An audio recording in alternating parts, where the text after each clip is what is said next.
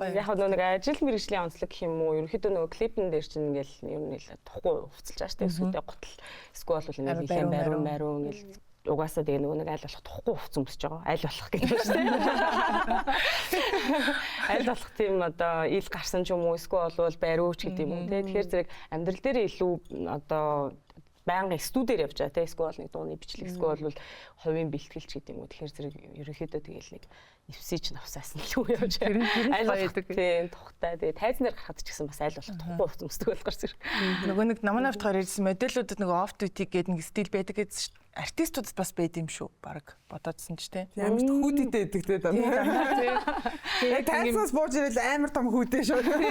Зураггүй үедээ дандаа ер нь нэг юм том хувцснууд өмсдөг юм шиг бас анзаарагдлаа. Болон яаж хувцалдаг. Би бас сайхан нэвсээс асаагаал явж байгаа. Угаасаа миний амьдралын онцлогч тэгээд би ч яг байнгын бэлхүүсээ гаргаад явж байгаа.